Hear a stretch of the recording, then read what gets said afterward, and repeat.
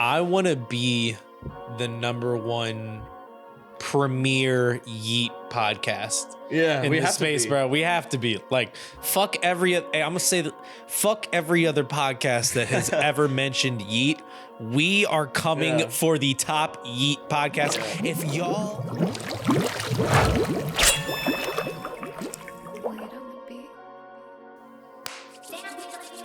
Welcome back, everybody, to another episode of the Soul Serum podcast.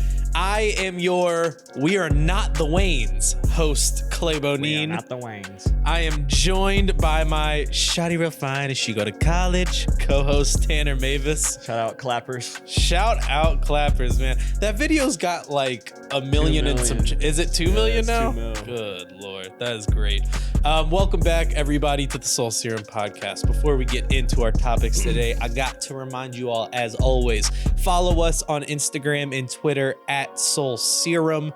Follow Soul Serum TV on Instagram as well. Subscribe to us on YouTube. If you're watching this on YouTube and you haven't subscribed yet, I'm very confused by your choices. And obviously subscribe to the main page as well.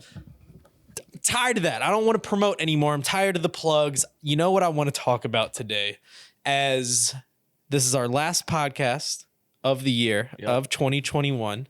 I want to talk about. It's been a crazy year. It's been a crazy year for everybody, you know, as in these crazy times, you know. Crazy times, These man. crazy They just keep getting times. crazier. Entering year 3 of the panty. What? Yeesh. COVID season 3, bro. Yep. I don't like this TV show anymore. It's not fun anymore. Yep. First couple episodes are CDC fun. just dropped the new variant. New variant just dropped. You gonna cop that? You know, I'm finna cop the Omarion. The Omarion variant, bro. That shit's killing me. All the videos of people are posting of Omarion dancing and shit. So good. But let's talk about something near and dear to our heart. Let's talk about hip hop, Tanner. In 2021, this is our year in review. What you know about hip hop podcast? Listen, I'm on the. No, I'm not gonna do that. I want to talk about, like, there's a lot of, as I was saying before we got on, there's a lot of like year in review content out there that is like solely album based. Like everybody's doing their album list, the top 10 albums, this album, sleeper album. Da, da, da. I don't really want to like rank any albums or anything like that today. I just want to talk about the events that happened in hip hop 2021, the moments that came the fun out stuff, of it. the memorable things. When we think back of 2021, like this is what we're gonna. At least some couple of these we're gonna remember these for sure. And the main ones, I'm just realizing that I have on our list here. The main ones are all things that we've done podcasts about previously. Really? So hey, if you want to stay up to date, I would definitely subscribe and follow us on SoundCloud, or if anybody listens on Apple Podcasts or whatever. But don't follow us on SoundCloud. We don't drop a podcast on SoundCloud. Yeah, we do not drop it on SoundCloud, though. The first thing I want to talk about, though, and I think this is like one of the more important things that happened in hip hop this year, and it's the Lil Nas X Satanic Panic that happened. It was such a weird thing in the moment, and looking back on it, it is still very strange to me how it all happened. It lasted about a week. It was really crazy for a week too. It was like everybody was very much up in arms, and we've already everybody forgot about like COVID and like getting a vaccine for a second. He put blood in the shoes. Because Lil Nas X was twerking on the devil. And as I said in the episode, like the song I think is actually pretty catchy. And I just think like it's just let the man twerk on Satan. Yeah.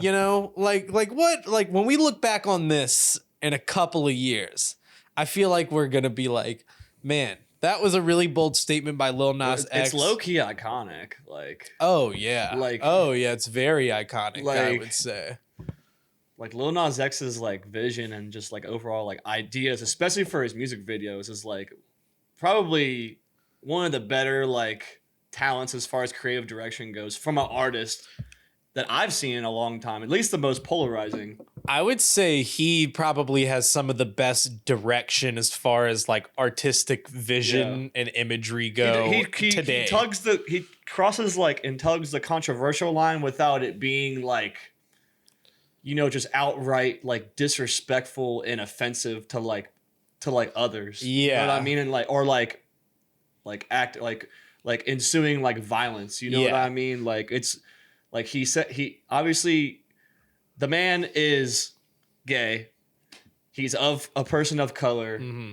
So there's already two strikes on the list for a lot of people on the list in America. Yeah. So like he has a lot of room for like creativity and be able to like, you know, tug those like boundaries, but like in a positive way and like really tell his message through his art. And I think one thing too that we have to in relation to that is that like all of this controversial stuff that Lil Nas X has done has never been at the expense of other people. It's always a joke on himself or about himself. Exactly. And people choose to get mad at that. You know, he didn't put like, it wasn't like a deep fake video of like Donald Trump twerking on the devil, which would be kind of funny. Like, you know, it's him though. Like, so people getting all up in arms. It's just like, what, like, let's pinpoint it. What people were up in arms about it?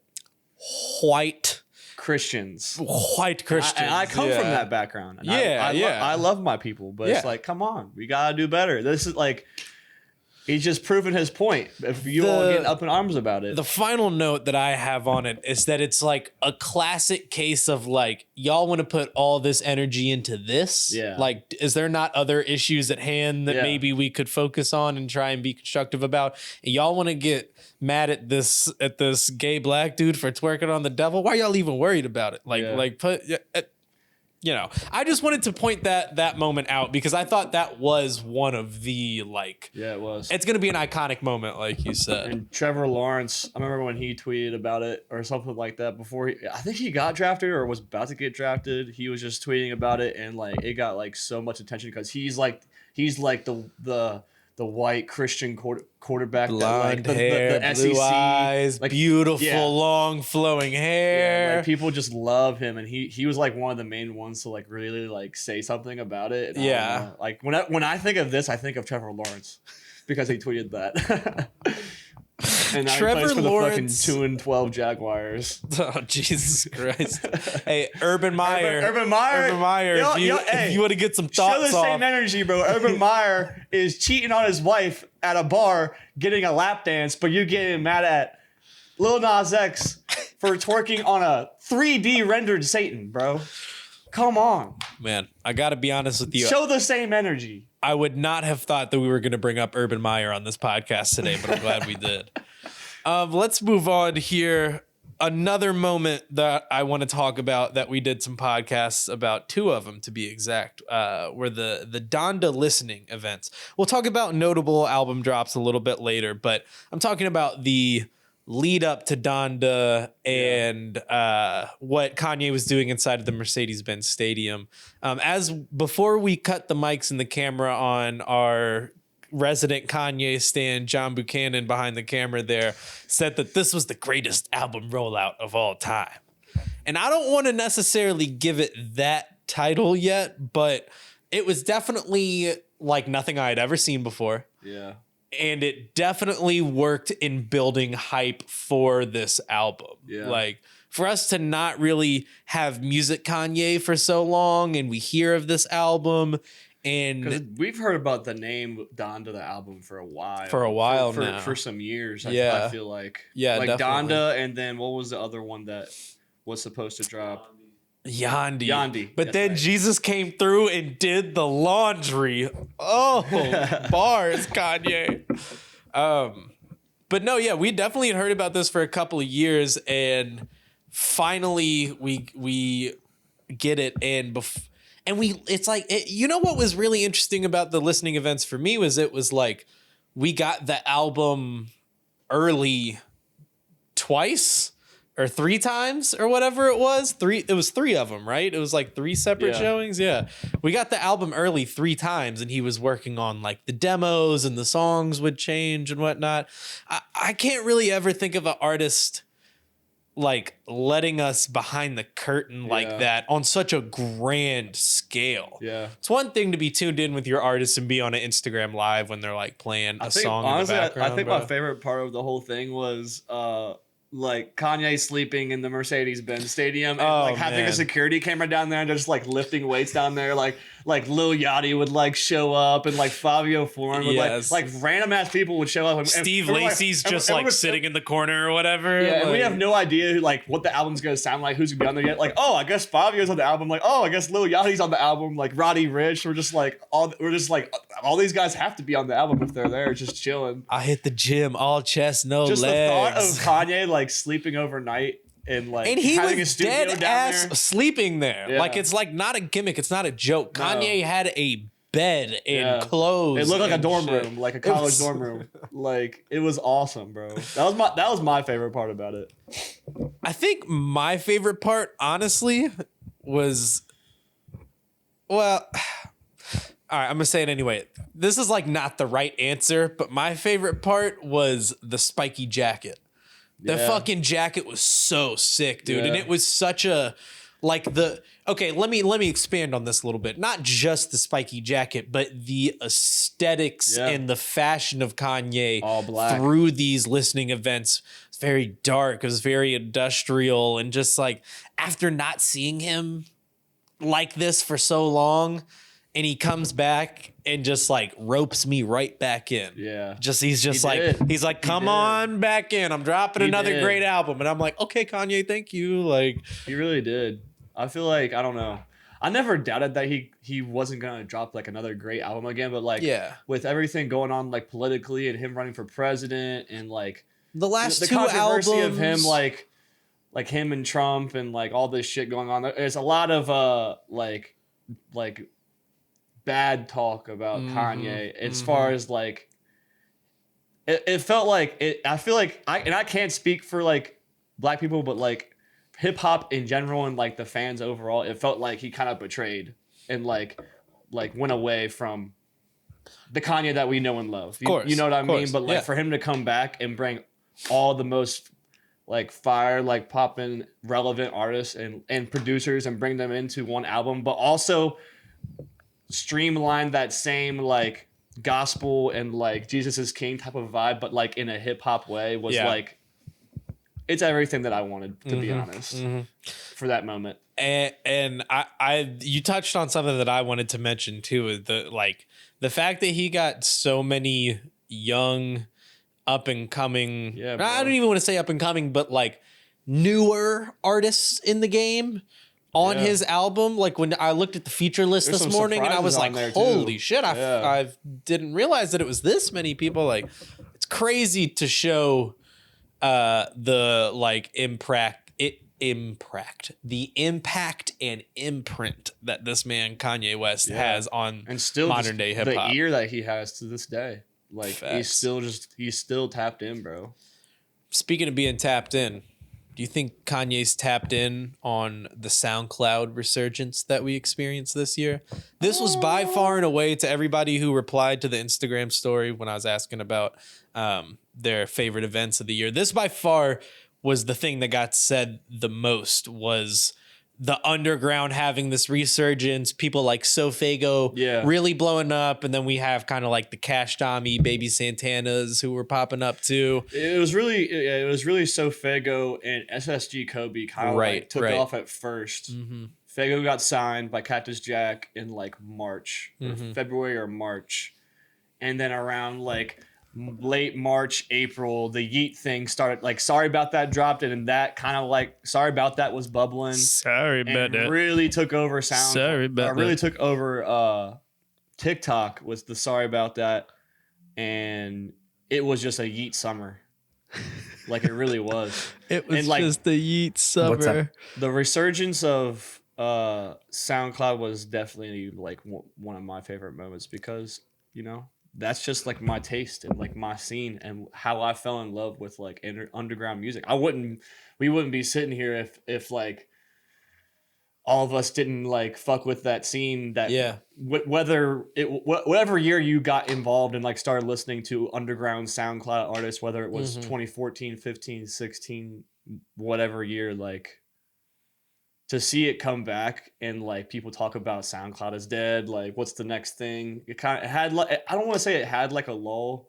It just felt like nobody like really shot up into the mainstream in a little bit. Well, I think it's hard to not have a lull when you have Juice, X, and Peep, well, yeah, everybody died, and it's like, well, that's not even that is true. That is not the point I was making. I kind of forgot about but that. Also, like, yes, but like not only did all those people die, but they also all skyrocketed. Yeah, huge success. It's hard to follow that up. I think it's only natural that there was like a lull before we start to get this research. I just remember like post like 2018, like everyone was a Juice clone or a Peep clone or X clone. And it's like this resurgence was like there's finally like something new. You know what I mean? Like something new happened and like this new sound and the Plug and B shit, and then Yeat happens. And I don't know, it's just like a whole scene going on. Slum 6S, Baby Santana, Cash Dami. And it also all these guys, Summers, Autumn. It has a sound too, which I think is really important, is that we've, you know, I think the word rage is getting thrown around a lot, but just to make it kind of died down a little bit. I was going to say as a blanket statement, let's just call it like rage music. Having this like kind of sound is really interesting in it too, you know. Rage and like a lot of Plug influence stuff. Yeah, definitely. What was I gonna say? Oh, and the whole hyperpop scene too, like really coming up. They're definitely like a part of like the SoundCloud resurgence. Yeah, definitely. Like, you gotta give them credit too. Like they've really carved their own lane and sound, and like labels especially have really like hopped on them and have signed pretty much all of the front runners of that scene. Yeah. So it's by the way, it's gonna be interesting to see. We did our podcast on the resurgence of SoundCloud on June 1st of this year. So we were on it. That's all I'm going to say. Yeah. Well, who did we have on there? I think we had like BK La It's Rula, like Cash Dami, Young Fazo, Pasto Flacco. I had a sleeper on there, Slayer 77. And we had Young Fazo too. Bro. We had Young Fazo on there, I think. Yeah, I'm excited to see who the next like wave is about to be. It's a lot of I have some like ideas of who I think is gonna be bigger names, but it's just so hard nowadays to like really tell. Like no, like I'm sure people around Yeat and that were first listening to Yeat like thought that he could be like big, but like I feel like no one could imagine like the magnitude and how quick that man blew up, like in the matter of like 6 months. I want to be the #1 premier Yeet podcast. Yeah, in the space, bro. We have to be like fuck every. I'm gonna say that fuck every other podcast that has ever mentioned Yeet. We are coming for the top Yeet podcast. Yeah. If y'all just heard our house for like a 6-week period, it was just nothing but Yeet. It just like. I just want to be the #1 Yeet podcast. Okay, that's all. Be. Didn't he post something on Instagram today? Yes. Like he was like, he's dropping an album in January. Sheesh, bro. We're gonna have to live stream that, bro. We don't have to get into that. Yeah. Let's save that. Let's quickly go through a couple of notable album drops here. Obviously, we've already talked about Donda. Drake dropped Certified Lover Boy to mixed reviews. I don't even really want to spend time on that. The two albums I do want to spend time on. The first one is Tyler, the Creator's Call Me If You Get Lost. Maybe my favorite album rollout and just vision of the year. All respect due to Donda and Kanye, but Tyler, just fucking nailed it, from the music to the music videos to like the color palette of like what he's been wearing, like the like types of like pieces and clothes, and like I feel like he picked like a direct like weird niche. Like 1940s traveler to the ocean. That's what I was gonna say. Like maybe, I don't know, bro. Bellhop type vibe. Yeah, in a way. Yeah. I don't know. He specifically had this whole entire world in his head, and he brought it to life in the coolest way. And like the fact that he had like, at the end of each like music video, that single that dropped before, he had like the "Call Me If You Get Lost" like number at the end. If you lost, I didn't call it, but like I'm sure if you called the number, you got like. I think it was. I want to say it was like a voicemail, like from his mom or something like that. I think is what it was. I think that's cool. I haven't seen somebody use like a number like that in the rollout or in a song since like Soulja Boy. I thought you were gonna say Mike Jones. Soulja Boy, bro. 678 998 212. It always comes back to Soulja Boy, bro. It always comes back to Soulja Boy, bro. I'm not providing any evidence. This is not a fully articulated thought. Soulja Boy had the best comeback of 2021. Big Draco.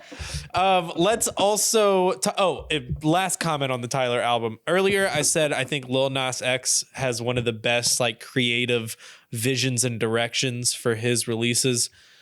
I should not dismiss Tyler because he is also the best at it. He's like actually the best at that I shit. said Lil Nas X was one of the better ones that I've seen like recently come up in the last like I forget what I said, like a few years or whatever. But like I feel like Tyler, it's just like something that's understood. This man has been doing this for over a decade. Right. Like I remember like finding out about Tyler like my freshman year of high school. Like I'm 26 years old now. Like it's been a while. It is really crazy that he's been a part of our lives for this long. And he's still doing it at this high of a level.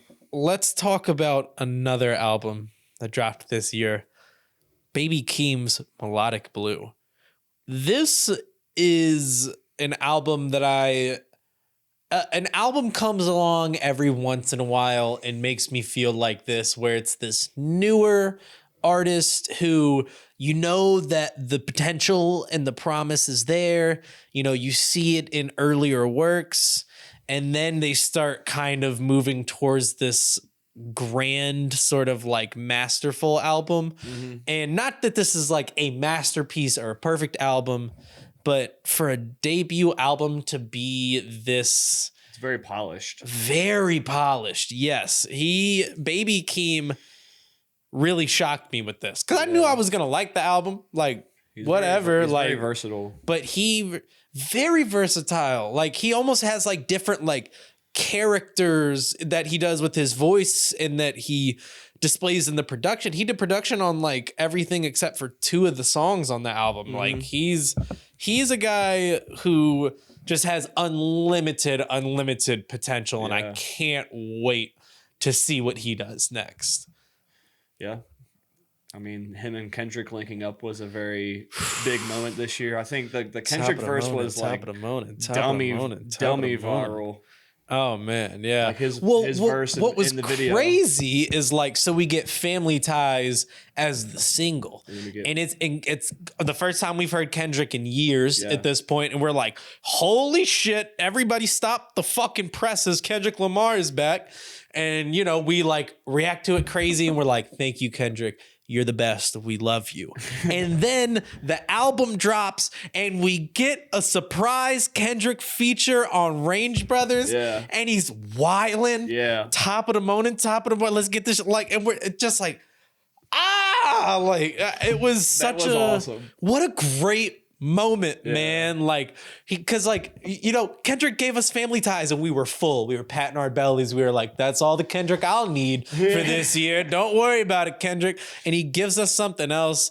That was a very special moment. And also them being family, obviously, like that. What a fucking cool moment. I think the cherry on top is that I think in the song Kendrick says something about PG Lang, and like I think after that he announces that his next album is going to be his last album with TDE. Yeah. And then him and Baby Keem are PG Lang is going to be their like own label, which is going to be cool to see like this the 2020s like is going to be, you know, what is that going to look like with Baby Keem and Kendrick running that label, and who are they going to sign, and like it's a new chapter for Kendrick fans, and then it's a whole like the chapters in the book is just being written for like Baby Keem fans. You know what I mean? But like chances are you're a fan of both. Baby Keem, so he released that in 2021. When we look back on Baby Keem's career in 2031, I wonder what that's gonna like.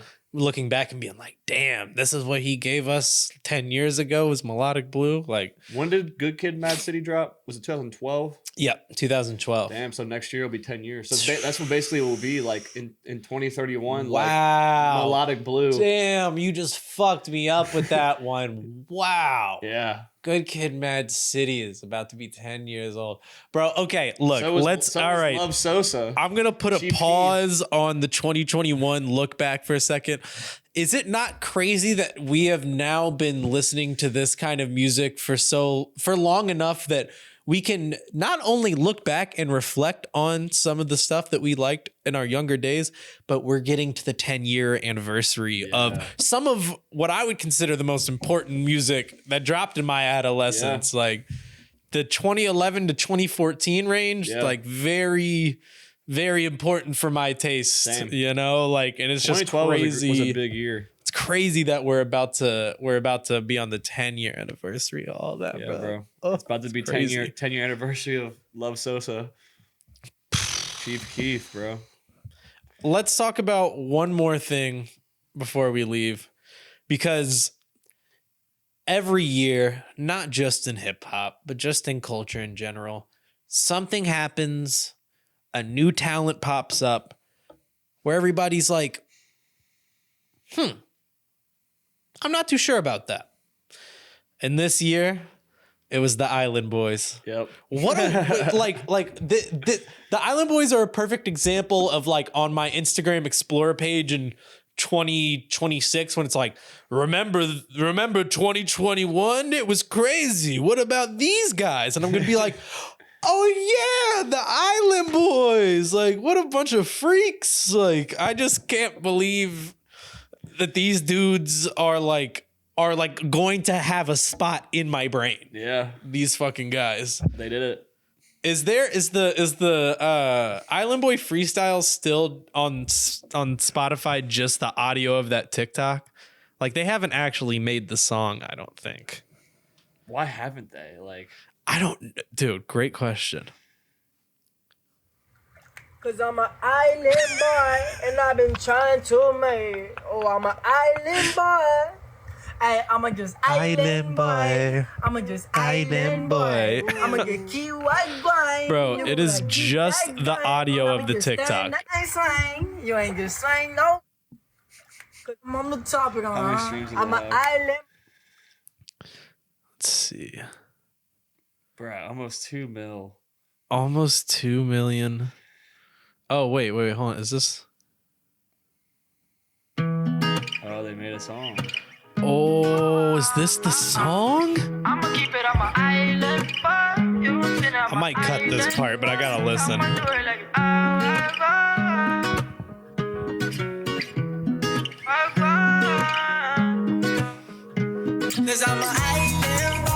Okay, here we go.